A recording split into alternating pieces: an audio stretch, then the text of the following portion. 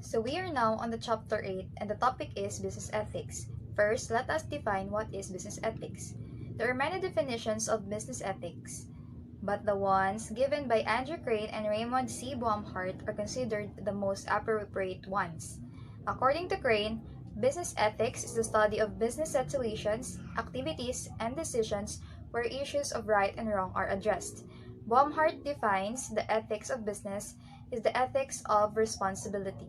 The businessman must promise that he will not harm knowingly.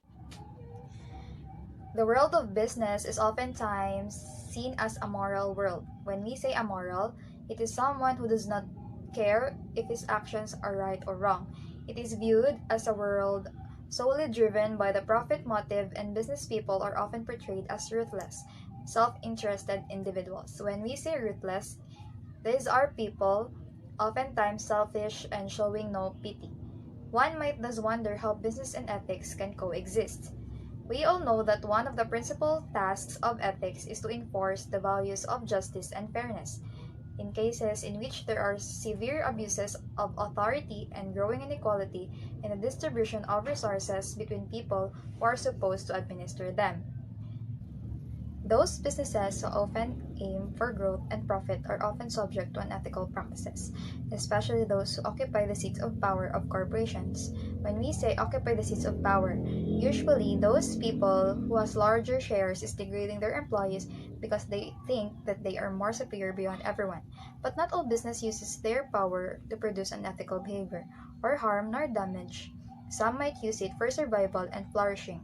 Most unethical behaviors by business and corporation emanate either from ignorance of their ethical responsibilities and fair. So some of the unethical behavior of a business and corporation came from greediness and eagerness to make money more faster.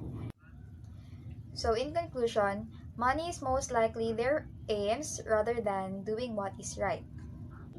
In other words, the world of business is replete with examples of behavior that attempt to circumvent society's ethical standards not solely because it does not recognize the good, but because it finds the good too costly. And therefore, counterintuitive to the profit motive, some business engage in illegal and unfair labor practices, some do not pay their workers proper wages, some do not maintain a safe working environment, some force workers to work overtime without extra pay. Some engage in fraud by selling products that do not perform as advertised. Some enter illegal contracts that bypass legal codes. Some damage the environment and human communities with waste from their factories. And some are involved in creating monopolies and cartels that effectively control the price of consumer goods. A business reserves the right to seek profit, but it does not have the right to profit through unethical behavior, or at least illegal means. However, not all, but some business do want to at least strike a balance between the profit and motive and ethics. They make sure that their profit margins are within acceptably fair bounds. In this chapter, it tries to shed a light on how ethics may be effectively integrated to businesses' operation. You'll get answer for the question like, how business fulfill its goal of making money without compromising its ethical responsibility? What are some normative models that can be used in assessing a business's moral development?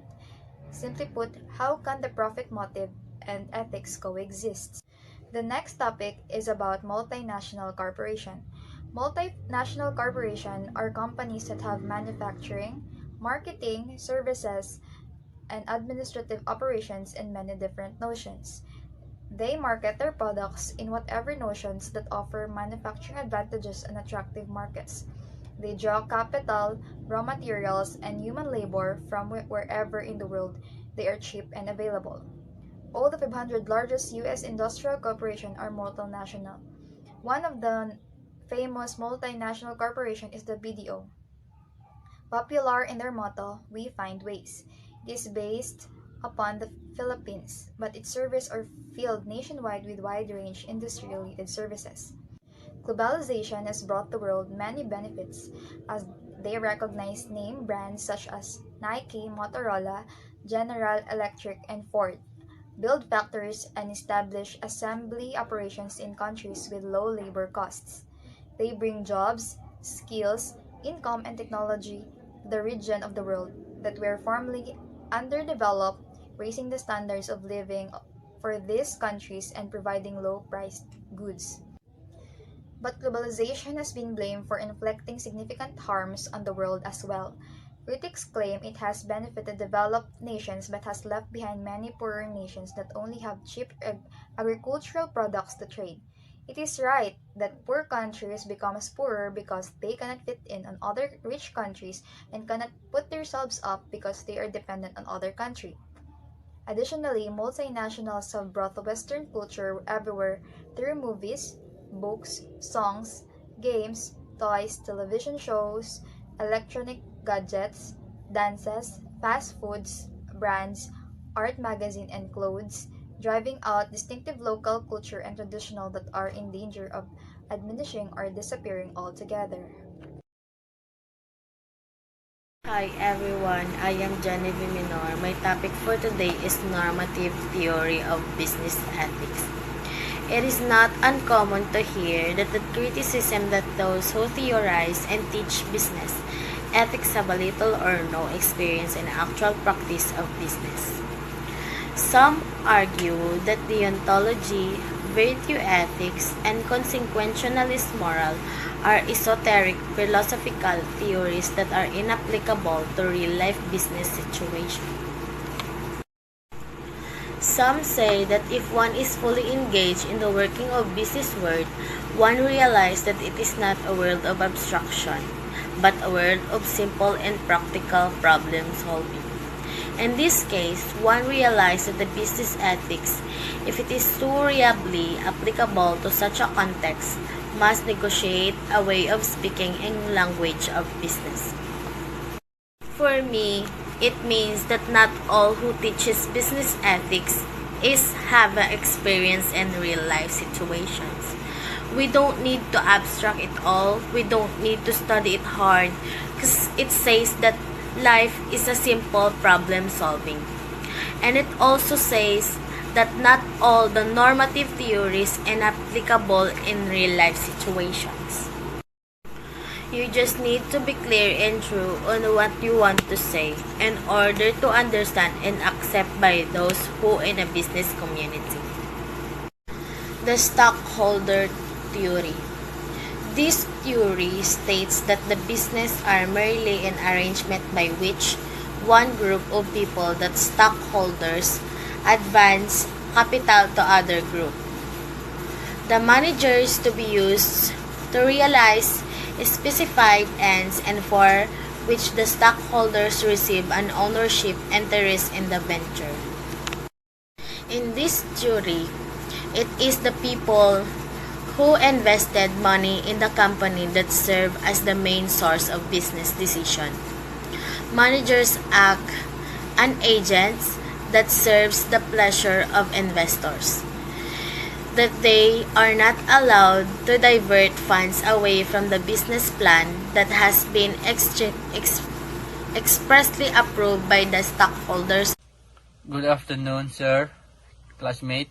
I am Eliakim Elintang, Group 4 Reporters, and my topic this afternoon is to present to you my report about the stakeholder theory. Allow me first to define stakeholder.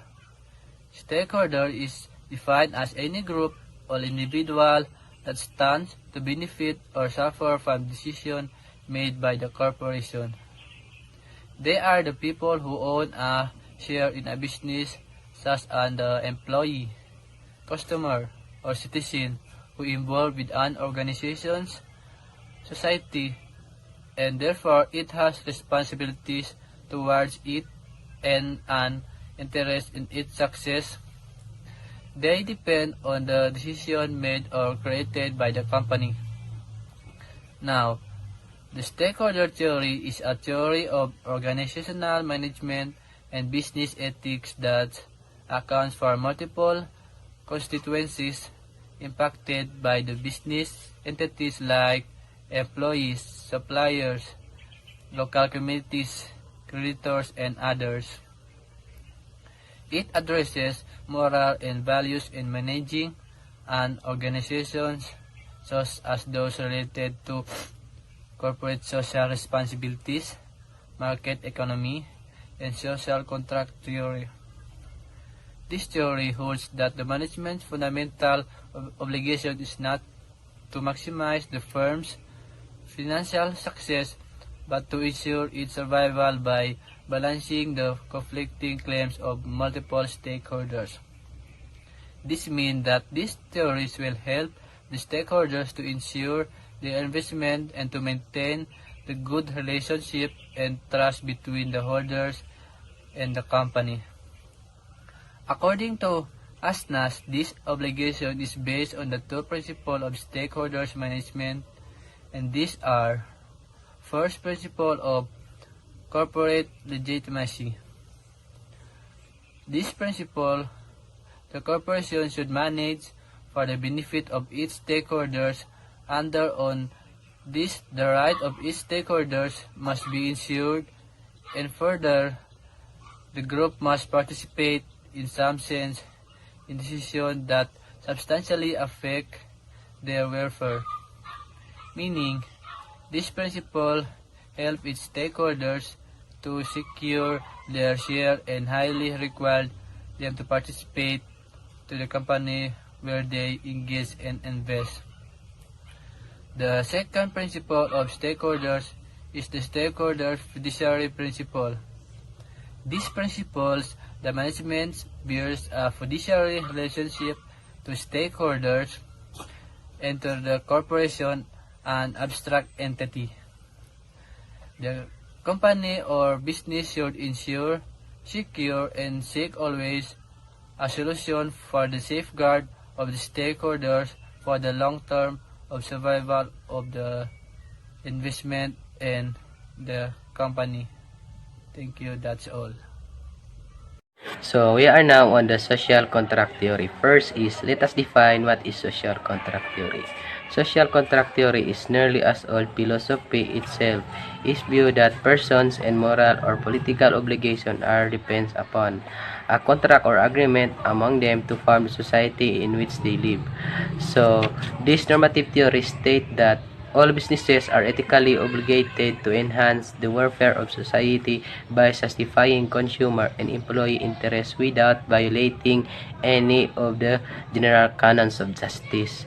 And this theory posits an implicit government between businesses and society, that the latter only tolerate the existence and operation of the former under the supposition that it can benefit from it. So this theory is formulated in the spirit of traditional political, social, and contract theories crafted by Hobbes. Locke and Rosen imagining a state of nature where individual lives without any political governance. This thinker think of what condition must be met before citizens agree to form a government. The term of the agreement is the canon upon which the specific obligation of the government to its people are drawn. In the same manner, the social contract theory. And when businesses are legally recognized as agents, social authorized to own and use land and natural resources and to hire members of society as employee. 50% the price of being given access to the privilege is the mandate to improve the welfare of the community. Number 1 is benefit consumer by increasing economic efficiency, stabilizing level of the output and channel of contribution, and increasing liability resources. Number 2 is benefit employee by increasing their income potential, diffusing their personal liability, and facilitating their income allocation. And for the number 3 is minimizing population and depletion of natural resources, the destruction of personal accountability, the misuse of political power, as well as worker alienation, lack of control over working condition, and dehumanization. And so far, the existence of businesses can be an enabling factor in the citizen-rich economic life by inducing new possibilities of interaction that generate opportunities for expanding earning capacities and integrating leisure time to an otherwise tight working schedule. If businesses conduct their affairs fairly, employees stand to benefit from the stabilities provided by a regular salary. And so for the corporate social responsibility, commonly referred to as CSR, is a company's strategic initiative to contribute to the well-being of society and environment. Also known as corporate citizenship, CSR, aim to positively contribute to the reduction of waste and population in the environment and contribute the social welfare causes, such as educational program for the poor. This initiative have short-term costs for a company that are ideally not aimed for profit, but instead promote sustainable environment and social development. Good afternoon. This topic entitled The Stages of Organizational Moral Development. For the stage 1, the amoral organization. This type of organization is defined by a winning at any cost attitude. It is an enterprise completely absorbed in productivity and profitability. As Reidenbach and Robin say, top management rules by a power and authority, and employees respond by acquiescing to the authority and power through a reward system, which supports a go-along type of behavior. Those who obey the rules without question are rewarded, while those who dare to question management are ultimately punished by expulsion from the organization. From this perspective, the owners and investors are the most important stakeholders. For this type of organizations, the amoral organizations, this is a organization where it focuses only the work and productive or profit that came from a company. For example, there are 3 stages of levels of management. First is the top level, second is the middle level management, then the last is the lower level management, where at the top level management shares only information that flows from the company to the middle management and down to the low level management. And it focuses only to the information given by a top level management. Also, in this type of organization, there are what we call boss. Boss is different from a leader because leadership skills are important to maintain the sensitivity and the prosperity of the co-workers, workers, and the managers. Aside from the boss is only focuses on itself, disseminating, collecting the information that he can only disseminate. That's why leadership is not present in this kind of organization because it focuses on the profit that came from other company to their company and their productivity. Now, for the stage 2, the legalistic corporation. In legalistic corporation, firms in stage 2 exhibit compliance with the letter of the law as opposed to the spirit of the law. This firm is concerned with the following the state rules, placing a premium on the legality of an action over the morality of it. From this perspective, what is legal corresponds to what is right.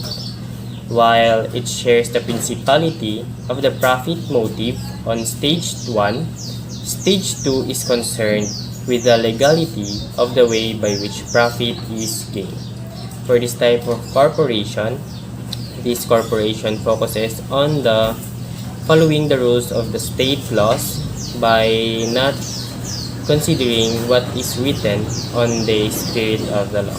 For example, on the movie Robin Hood, he is collecting money or stealing money from the rich kind of persons or the rich state of their positions, while he is using that money to disseminate to the poor family so that he could help. While in this kind of legalistic corporation, from Robin Hood, what he is doing, it is not right. But in ethics, it is ethically right, but in the law, it is not. For the stage 3, the responsive corporation. This type of corporations begin to acquire values other than profitability and legality.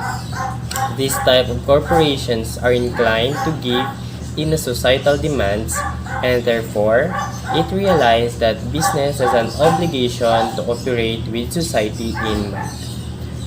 As Reidenbach and Robben clarify, concern for other stakeholders begins to manifest itself as managements begin to realize the importance of employees and the community in which they operate. This insert concern is not motivated by a sense of doing rights for rights' sake, but rather than it is a recognition of the organization's greater of societal role.